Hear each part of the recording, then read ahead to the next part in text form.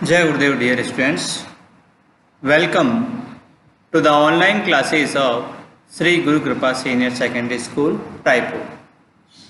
विद्यार्थियों, positive health chapter का एक भाग हम पढ़ चुके हैं।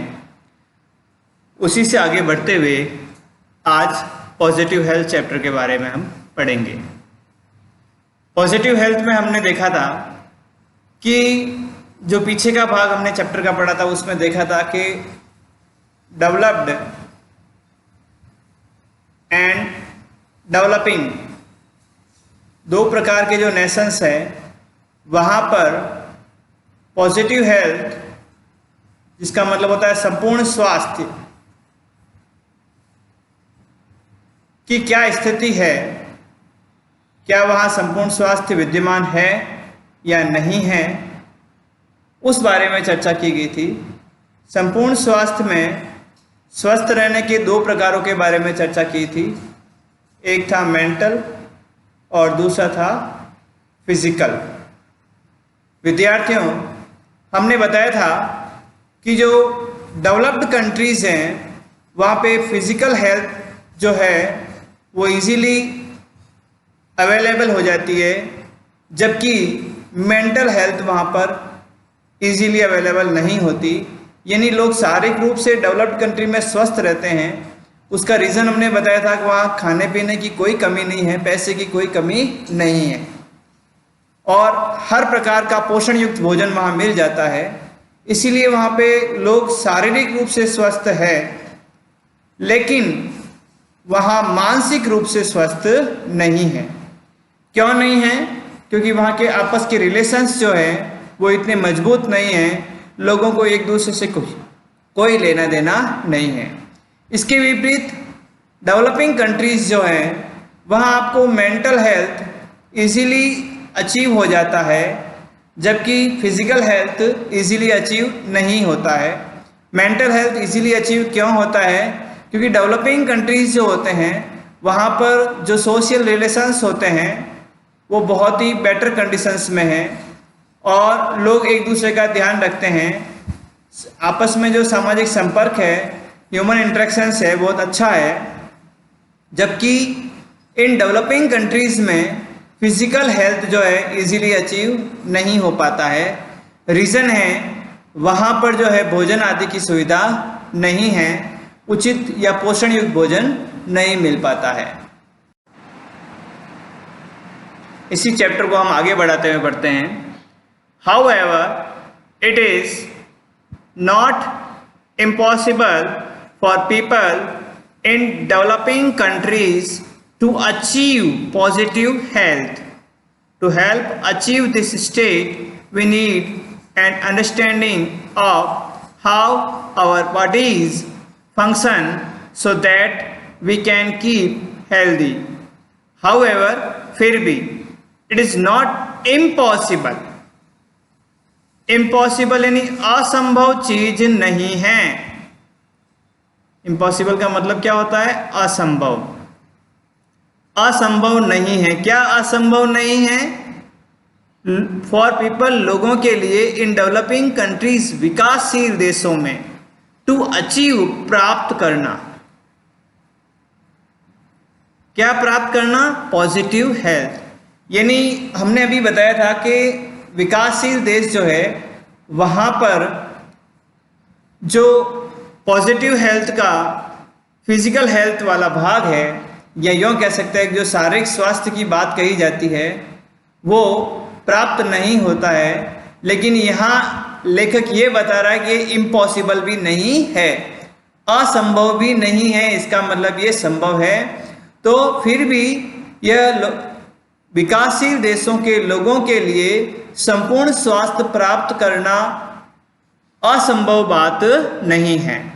To help achieve this state, to help यानी मदद करना, अचीव दिस स्टेट इस स्थिति को प्राप्त करने के लिए, यानी इस स्थिति को प्राप्त करने के लिए जो मदद करनी है उसके लिए we need an understanding. Understanding का मतलब होता है समझ, एक दूसरे को समझना, जानना। वी नीड एन अंडरस्टैंडिंग, हमें एक विचार या एक समझ की आवश्यकता है। किस बात की? विचार समझ की? हाउ आवर बॉडीज यानी शरीर, हाउ यानी कैसे, फंक्शन यानी कार्य करते हैं। यहाँ अब जब बात की जा रही है कि विकासशील देशों में शारीरिक स्वास्थ्य प्राप्त करना असंभव नहीं है, जब यहाँ बात की जाती है इस जगह पे संपूर्ण शारीरिक स्वास्थ्य की, तो यहाँ सीधे सीधे चर्चा की जा रही है फिजिकल हेल्थ की। किस चीज़ की चर्चा की जा रही है? फिजिकल हेल्थ की, क्योंकि मेंटल हेल्थ तो वहाँ इजीली अचीव हो रही है। कहाँ पर? जो डेवलपिंग कंट्रीज है वहाँ पर मेंटल हेल्थ इजीली अचीव हो रही है, लेकिन फिजिकल हेल्थ जो है इजीली अचीव नहीं हो रही है।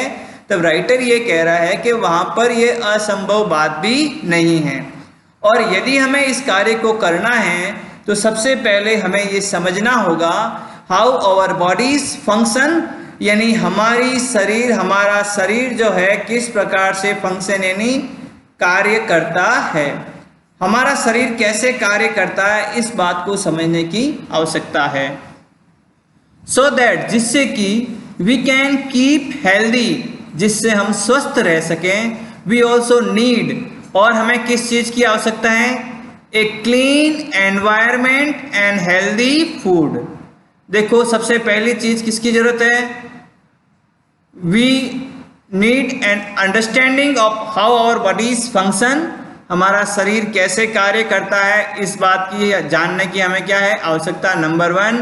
दूसरा, we also need a clean environment and healthy food, हमें स्वच्छ वातावरण की आवश्यकता है। स्वच्छ वातावरण कौन सा? जहाँ पे किसी प्रकार का प्रदूषण नहीं हो, किसी प्रकार की गंदगी नहीं हो। अभी हम पढ़ते हैं ना जो clean India, safe India, clean India, healthy India जो पढ़ते हैं, उसका मतलब भी यही है कि यदि एनवायरनमेंट क्लीन होगा तो हम क्या होंगे? हेल्दी होंगे, स्वस्थ होंगे।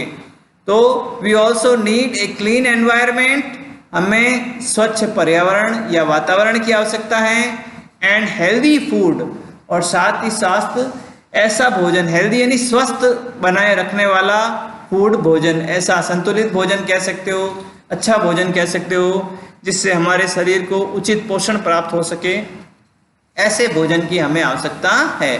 तो सेकंड पॉइंट, यदि आपसे कोई पूछे कि डेवलपिंग कंट्रीज में यदि लोग फिजिकल हेल्थ को अचीव करना चाहते हैं तो उसके लिए आप कौन कौन से उपाय बताएंगे, कौन कौन से सुझाव देंगे?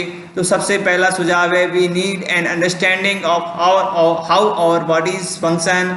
दूसरा सुझाव है we also need a clean environment and healthy food, हमें जो है एक स्वच्छ वातावरण और स्वस्थ भोजन की आवश्यकता है।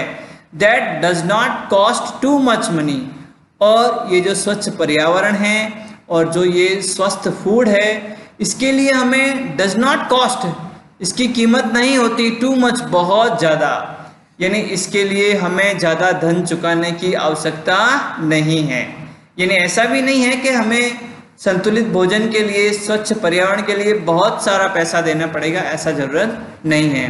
वी नीड, तो हमें क्या चाहिए? We need proper education for all people, यानी इस चीज़ के लिए हमें क्या चाहिए? प्रॉपर एजुकेशन, उचित शिक्षा, फॉर ऑल पीपल, सभी लोगों के लिए, that leads to understanding the relationship between health and positive approach of life.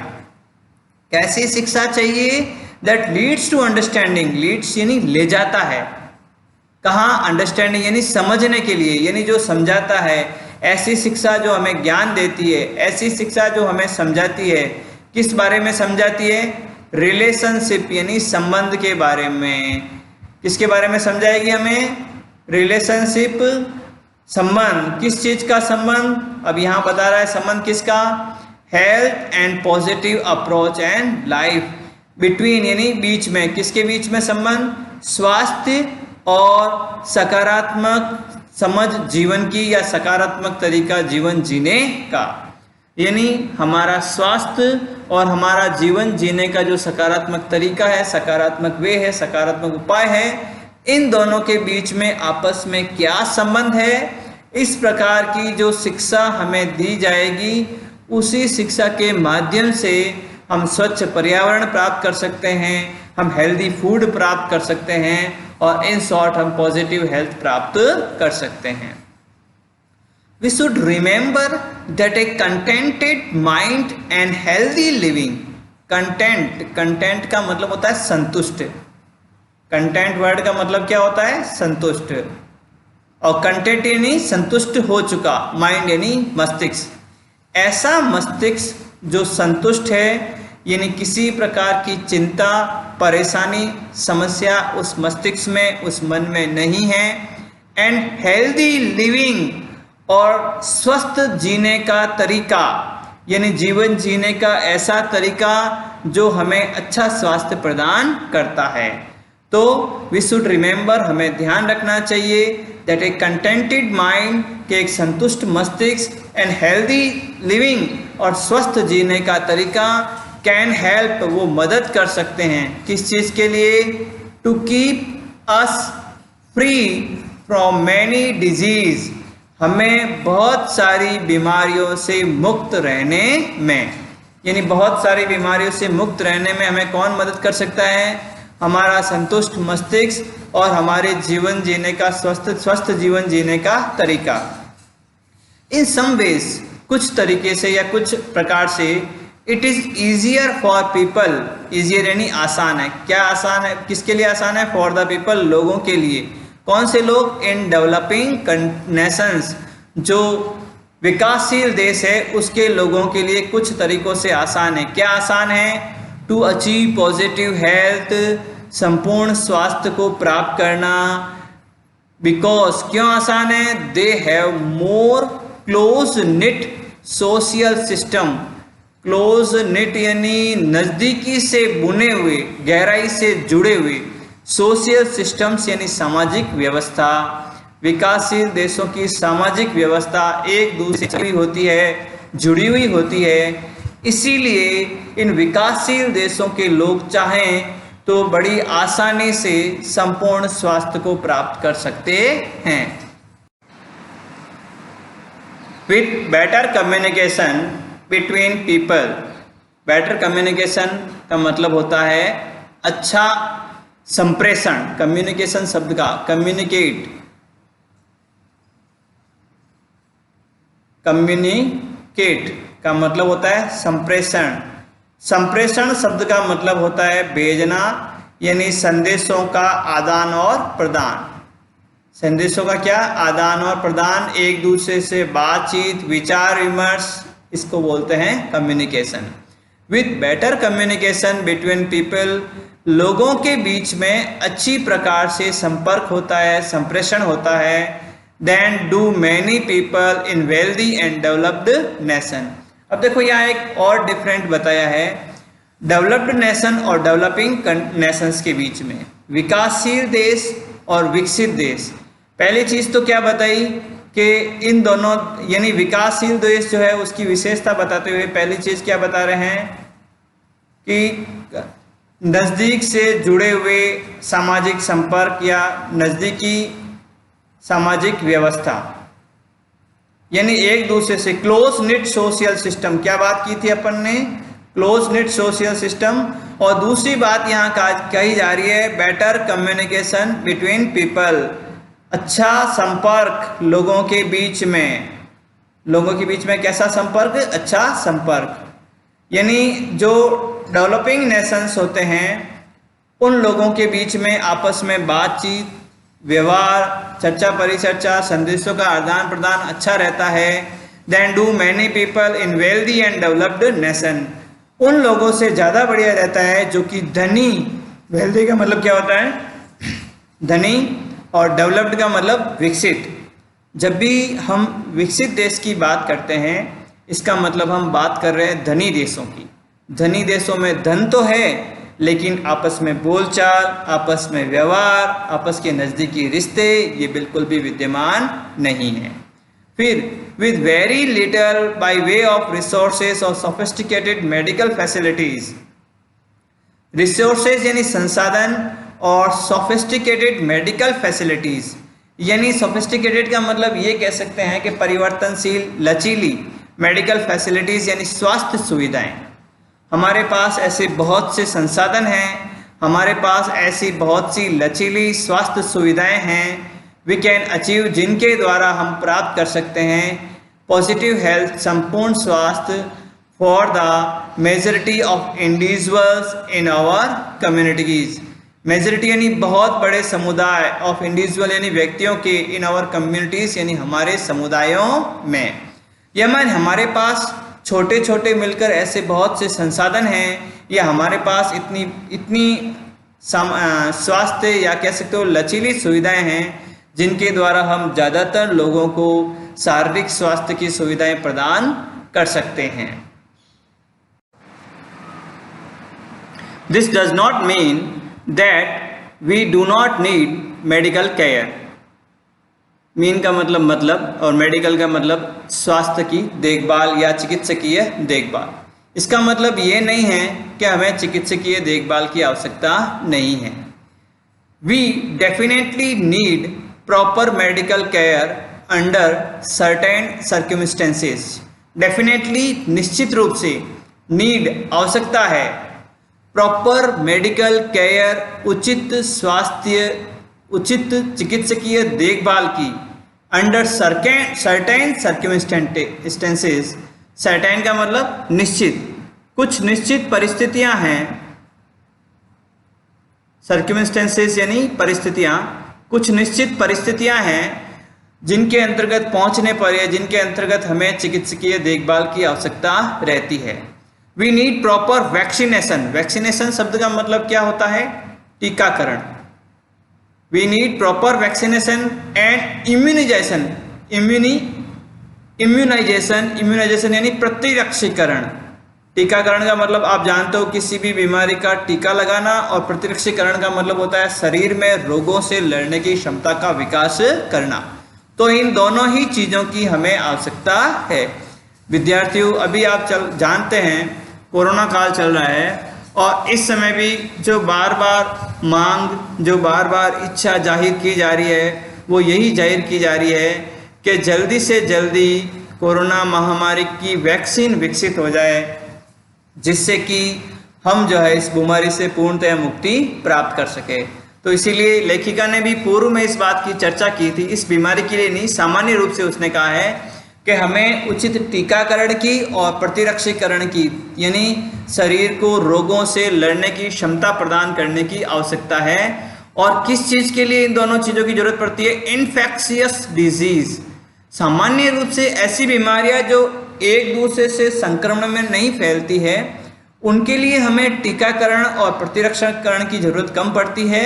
जबकि ऐसी बीमारियां जो इन्फेक्शियस होती है, इन्फेक्शियस किसको बोलते हैं?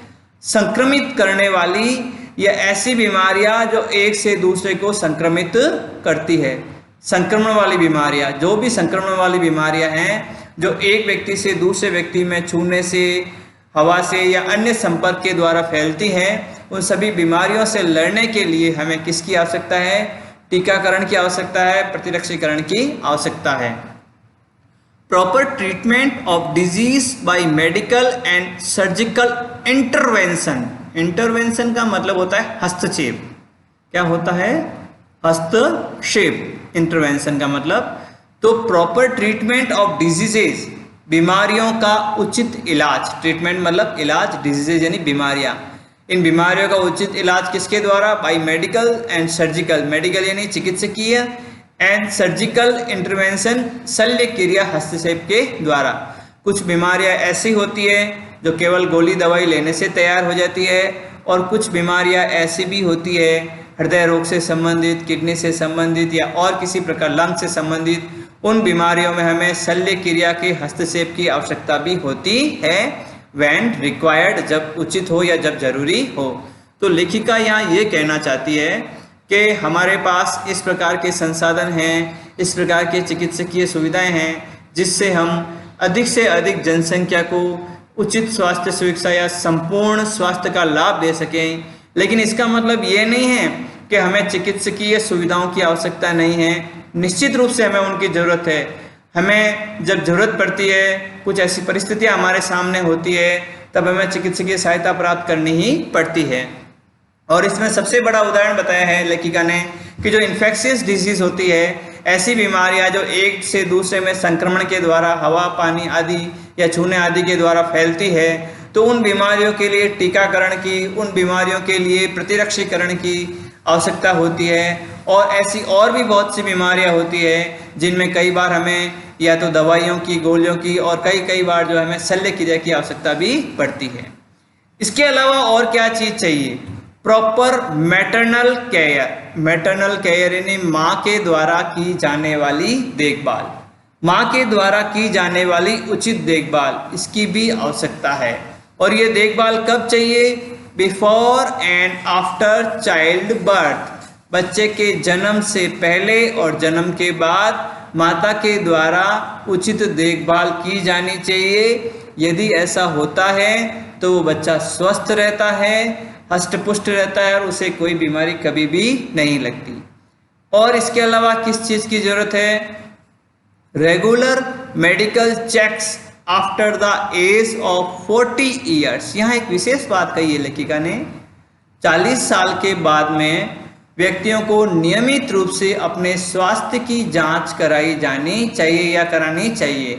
स्वास्थ्य जांच से, क्योंकि 40 वर्ष की उम्र के बाद ही जो है धीरे धीरे थोड़ी सी हमारी जो इम्यूनिटी सिस्टम होता है वो कमज़ोर होना शुरू होता है। कुछ बीमारियां हमारी लापरवाही के कारण हमारे शरीर में प्रवेश करने लगती है, और यदि उन बीमारियों की शुरुआत में ही पता चल जाती है, जानकारी हो जाती है, तो उन बीमारियों का सही तरह से इलाज संभव होता है। इसीलिए लेखिका कहती है कि 40 साल के बाद में नियमित रूप से कुछ समय अंतराल के बाद में जांच, शरीर की जांच की जानी चाहिए। However, there is no need to be obsessed। obsessed का मतलब होता है चिंतित होना, to worry, परेशान होना, चिंतित होना। There is no need, कोई आवश्यकता नहीं है किस बात की? To be obsessed, चिंतित होने के लिए। किस बारे में चिंतित होने के लिए? About our health, हमारे स्वास्थ्य के बारे में चिंतित होने के लिए हमें कोई आवश्यकता जरूरी नहीं है। We should use our own instinct and knowledge। our instinct यानी हमारी अंदर की समझ, और knowledge यानी ज्ञान, इनका उपयोग लेना चाहिए टू डिसाइड, इस बात को तय करने के लिए when medical intervention is really necessary, कि हमारे लिए किस समय चिकित्सकीय हस्तक्षेप की आवश्यकता है।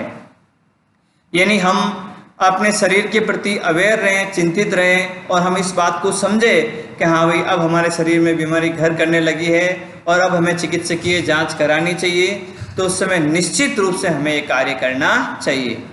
वाइल मोस्ट पीपल, अब देखो ये सब बात किसकी की थी? डेवलपिंग कंट्रीज की सारी बातें किसके बारे में हुई थी? डेवलपिंग कंट्रीज के बारे में ना। अब देखो, अब बात की जा रही है while most people in developed countries. अब विकसित देशों में लोगों के क्या हाल है? इंजॉय बेटर हेल्थ, निश्चित रूप से ज़्यादातर लोग जो है डेवलप्ड कंट्री में अच्छे स्वास्थ्य का आनंद लेते हैं। अब जब भी हम बात करते हैं डेवलप्ड कंट्री और अच्छा स्वास्थ्य, तो सीधा हम किसकी बात कर रहे हैं? मेंटल हेल्थ की। किसकी बात कर रहे हैं? मेंटल हेल्थ की। तो विकसित देशों में लोग अच्छे स्वास्थ्य का आनंद लेते हैं। The doctors of those countries, इन देशों के जो चिकित्सक है, एट्रीब्यूट, श्रेय देते हैं। क्या देते हैं? श्रेय। किस बात का? दिस बेटर फिजिकल हेल्थ, वो जो ये अच्छा शारीरिक स्वास्थ्य है, इसका श्रेय जो वहाँ के चिकित्सक है वो किसे देते हैं? लार्जली, बड़े रूप से, to the improved medical facilities. यानी वो ये कहते हैं कि भाई हमारे देश में लोग शारीरिक रूप से स्वस्थ हैं, शारीरिक रूप से स्वास्थ्य का आनंद ले रहे हैं, और वो बताते हैं इन सब का कारण है हमारी विकसित स्वास्थ्य सुविधाएं। दे टेंड टू इग्नोर यानी उनमें एक तरह से ये तरीका बन गया है उपेक्षा करने का। किस चीज़ की उपेक्षा करने का? अदर इम्पोर्टेंट सोशल फैक्टर्स, कुछ दूसरे जो महत्वपूर्ण सामाजिक क्षेत्र हैं उनकी वो उपेक्षा करते हैं। अब कौन कौन से वो क्षेत्र हैं जिनकी उपेक्षा करते हैं? हायर स्टैंडर्ड्स ऑफ एजुकेशन, शिक्षा का उच्च स्तर, वेल्थ, धन, न्यूट्रिशन पोषण and cleaner environment enjoyed by most of these populations. वो कहते हैं कि हमारी स्वास्थ्य सुविधाएं जो अच्छी है इस कारण लोग स्वस्थ हैं, नहीं, इसके कारण दूसरे और भी है। इसमें है उनकी शिक्षा बहुत उच्च है, उनके पास खूब सारा धन है, उनके पास न्यूट्रिशन यानी पोषण है, और उनका एनवायरनमेंट भी क्या है, बिल्कुल स्वच्छ है। इसी कारण से यानी ये चीज़ें ऐसी हैं जो कि अच्छे शारीरिक स्वास्थ्य के लिए आवश्यक है। कौन कौन सी? अच्छी शिक्षा, धन, पोषण और स्वच्छ वातावरण। और इसी कारण से वहाँ की ज़्यादातर जनसंख्या जो है वो अच्छे स्वास्थ्य का आनंद लेती है।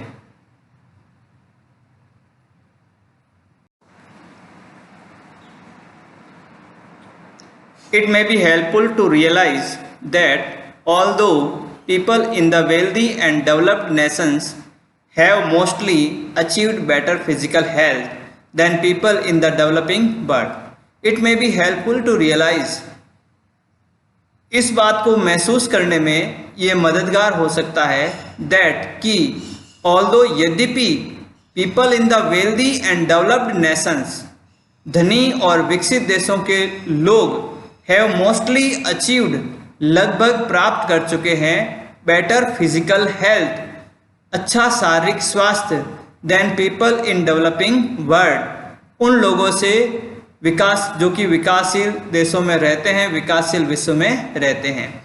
विकासशील जो देश हैं और विकसित देश हैं, इन दोनों में थोड़े थोड़े अंतर को यहाँ प्रकट किया जा रहा है, जिसमें पहला बताया जा रहा है कि जो विकासशील देश है उनमें शारीरिक स्वास्थ्य जो है वो कम स्तर का प्राप्त हो चुका है, जबकि विकसित देशों में ज़्यादातर लोग जो है फिजिकल हेल्थ को अचीव कर रहे हैं या प्राप्त कर चुके हैं या एंजॉय कर रहे हैं। अब यहाँ बता रहे हैं many of them are suffering from a decline in basic human values. अब यहाँ एक चीज़ तो बढ़िया बता दी कि विकसित देशों में शारीरिक स्वास्थ्य लोगों का अच्छा है, लेकिन मैनी ऑफ देम, जितने भी फिजिकल हेल्दी है, फिजिकल रूप से जितने भी हेल्दी पर्सन हैं, उन लोगों में खास बात क्या है, दे आर सफरिंग, वे कष्ट सहन कर रहे हैं या सामना कर रहे हैं किस चीज़ का, from a decline in basic human values. Decline in नकारात्मकता, किस बात की, बेसिक ह्यूमन वैल्यूज, जो मूलभूत मानवीय मूल्य होते हैं। मूलभूत मानवीय मूल्य, सत्य बोलना, शिष्टता करना, लोगों का सम्मान करना, बड़ों का आदर करना, इस प्रकार की जितनी भी जो मानवीय मूल्य है, मानवीय आदर्श हैं, इनकी कमी उन ज़्यादातर लोगों में दिखाई देती है जो जी फिजिकल रूप से क्या है, हेल्दी है। कहाँ पर? विकसित देशों में। This is frequently reflected in complex problems such as drug dependency, psychological and mental illness। अब इस बात का ये है ना, दिस इज फ्रीक्वेंटली रिफ्लेक्टेड, ये प्रकट होती है, प्रदर्शित होती है, सामने आती है। किस तरह से सामने आती है? इन कॉम्प्लेक्स प्रॉब्लम्स, जटिल समस्याओं के रूप में। कैसी जटिल समस्याएं? ड्रग डिपेंडेंसी, नशे पर आदी होना, नशे का आदी बन जाना, साइकोलॉजिकल, मनोवैज्ञानिक रूप से, एंड मेंटल इलनेस, और मानसिक बीमारियों के रूप में। यानी हमें इस बात का ऐसे पता चलता है कि लोगों में मानवीय मूल्यों की कमी है, मानवीय मूल्यों का ह्रास हो रहा है विकसित देशों में। तो हम देखते हैं कि वहाँ के ज़्यादातर लोग जो है नशे के आदी हो चुके हैं, वो मनोवैज्ञानिक रूप से और मानसिक रूप से उनमें क्या है, विभिन्न प्रकार की बीमारियाँ हैं। एंड स्ट्रेस रिलेटेड डिजीजेज, यानी चिंता से संबंधित, मानसिक परेशानियों से संबंधित विभिन्न प्रकार की बीमारियां हैं। देखो, ऐसी बीमारियां जो सामने प्रकट होती है वो फिजिकल डिजीज होती है। ऐसी बीमारियां जो दिखाई नहीं देती है, केवल उसको वही व्यक्ति महसूस करता है जिसको ये बीमारी है, तो वो बीमारियां क्या होती है? मानसिक बीमारियां होती है। वो मस्तिष्क से संबंधित, मन से संबंधित, विचारों से संबंधित बीमारियां होती है। और विकसित देशों में ये बीमारियां ज़्यादा देखने को मिलती है। अब ये जो स्ट्रेस रिलेटेड डिजीजेस है, कॉम्प्लेक्स प्रॉब्लम्स है, ड्रग डिपेंडेंसी है, साइकोलॉजिकल एंड मेंटल इलनेस है, इनके पीछे रीज़न क्या है? लेखिका उन कारणों के बारे में बता रही है। कौन कौन से कारण है? देखो, family ties are breaking down and close. Family ties, पारिवारिक रिश्ते, बंधन, आर ब्रेकिंग, टूट रहे हैं, ब्रेकिंग डाउन टूट रहे हैं, एंड क्लोज समाप्त हो रहे हैं। आपने सुना होगा विदेशों में न तो शादी विवाह के बंधन अधिक चलते हैं, न माता पुत्र पिता पुत्र के संबंध ज़्यादा लंबे चलते हैं। वहाँ एक दूसरे को किसी से कोई लेना देना नहीं है, हर व्यक्ति अपनी आज़ादी चाहता है। इसी कारण से वहाँ पारिवारिक बंधन टूटे हुए हैं, शिथिल है, कमज़ोर हैं। हैप्पी ह्यूमन इंटरेक्शंस, मानवीय संपर्क, इंटरेक्शंस का मतलब व्यवहार, संपर्क, बातचीत। तो हैप्पी यानी खुशनुमा, ह्यूमन इंटरेक्शंस, मानवीय संपर्क, आर बिकमिंग लेस कॉमन, बहुत कम दिखाई देते हैं, बहुत कम नजर आते हैं। To cope with these difficult situations, cope यानी सामना करना, कॉप का मतलब क्या होता है? सामना करना, फेस करना किसी चीज़ को। तो ये जो कठिन परिस्थितियां हैं, इनका सामना करने के लिए, ये कठिन स्थितियां, सिचुएशंस, परिस्थिति, स्थिति, इनका सामना करने के लिए लोग क्या करते हैं? पीपल ऑफन टर्न, लोग अधिकतर जाते हैं, कहाँ जाते हैं? साइको एनालिस्ट और साइकियाट्रिस्ट के पास, यानी मनोविश्लेषण करने वाले और मनोवैज्ञानिक। फॉर प्रोफेशनल हेल्प, प्रोफेशनल यानी व्यावसायिक मदद के लिए। जब वो किसी प्रकार की परेशानी, चिंता, मानसिक काम करते हैं विकसित देशों के लोग, तो वो क्या करते हैं? सीधे मनोवैज्ञानिकों के पास जाते हैं, सीधे उन लोगों के पास जाते हैं जो मनोविश्लेषण करने वाले हैं, और उन लोगों के पास जाकर व्यावसायिक मदद लेते हैं। व्यावसायिक मदद का मतलब क्या होता है? कि आप पैसे दो, फीस दो और उनसे इलाज प्राप्त करो। Over aged aunts and wise friends, aged aunts यानी जो बूढ़ी काकियां हैं, जो हमारी बूढ़े रिश्तेदार हैं, और वाइस फ्रेंड्स और जो बुद्धिमान मित्र हैं, used to solve similar problem. अब ये जो है इसी प्रकार की जो समान समस्याएं होती है, कौन सी समान समस्याएं? आपस में, या मानसिक रूप से परेशानी होना, मानसिक रूप से बीमारी होना, सामाजिक रिश्तों का टूटना, ड्रग का आदी होना, ये सारी एक तरह से क्या है? समस्याएं हैं। इनको ये जो हमारी बूढ़ी दादियां हैं, बूढ़ी काकियां हैं, ये कैसे सॉल्व करते हैं? हमारे जो बुद्धिमान मित्र वो कैसे सॉल्व करते हैं? By listening and showing understanding and compassion as they believed. देखो वो क्या करते हैं? जिन लोगों को ये समस्याएं हैं उनको सुनते हैं कि भी उसे क्या प्रॉब्लम है, किस तरह से वो क्या महसूस करते हैं, उनकी बातों को बड़े गौर से सुनते हैं। And showing understanding and compassion, और उनके प्रति कंपैशन का मतलब क्या होता है? करुणा दिखाना। वो उनके प्रति करुणा को दिखाते हैं, उनके प्रति ये बताते हैं कि नहीं, हम आपकी बात को समझ रहे हैं। अंडरस्टैंड यानी समझ करना, मानना उस चीज़ को, कि हम आपकी समस्या को, आपकी बात को समझ रहे हैं, उसके बारे में विचार कर रहे हैं। और साथ ही साथ हम उनको ये भी प्रकट करते हैं कि भाई हाँ, हमें आप पे करुणा है, हमें आप पे दया आ रही है, हम चाहते हैं कि आपका इलाज करें। और जब हम इस तरह से व्यवहार किसी रोगी के साथ, किसी मनोरोगी के साथ, किसी मानसिक रूप से बीमार के साथ करते हैं, तो इससे क्या होता है कि वो स्वस्थ होना शुरू होता है, उनको अच्छा महसूस होता है। तो एज दे बिलीव्ड, क्योंकि वे विश्वास करते हैं। कौन? ये बूढ़ी काकियां, दादियां और हमारे मित्र लोग। It was most important to relieve the distressed person's mind. Distressed person's mind यानी जो क्या कह सकते हो, भटक चुका है मस्तिष्क या भटक चुका है व्यक्ति, उसके मन को या उसके दिमाग को जो है आराम देना ज़्यादा जरूरी है। यानी जब उनसे बात करेंगे, हम उनसे ये बताएंगे उनके सामने कि हमें आपके प्रति करुणा है, हम आपकी समस्या को समझ रहे हैं, जब उनके सामने हम ऐसा प्रकट करेंगे तो इससे क्या होगा? वो लोग जो है थोड़ा आराम महसूस करेंगे, उनको आनंद महसूस होगा, उनकी चिंता धीरे धीरे समाप्त होगी। विद्यार्थियों, आपने कई बार देखा होगा, यदि आपको भी कोई समस्या होती है, आपको भी कोई चिंता होती है, तो उस बात को, उस परेशानी को जब आप माता पिता से कह देते हैं और आपके माता पिता बड़े मनोयोग से उनको सुनते हैं, समझते हैं, तो आपको बड़ा आराम महसूस होता है, आपको बड़ा हल्का महसूस होता है। और यही उपाय जो हमारे जो मित्र लोग हैं, हमारे जो बूढ़े लोग हैं, वो करते हैं। जबकि विकसित देशों में क्या होता है? जो ही मानसिक बीमारी होती है, जो ही इस प्रकार की परेशानी होती है, सीधा वो किसकी तरफ दौड़ते हैं? मनोवैज्ञानिकों की तरफ, मनोविश्लेषकों की तरफ। और वो उन्हीं की दवाइयाँ लेते हैं और ज़्यादा बीमार होते हैं। विद्यार्थियों, इस पाठ का शेष भाग हम आगे की वीडियो में पढ़ेंगे।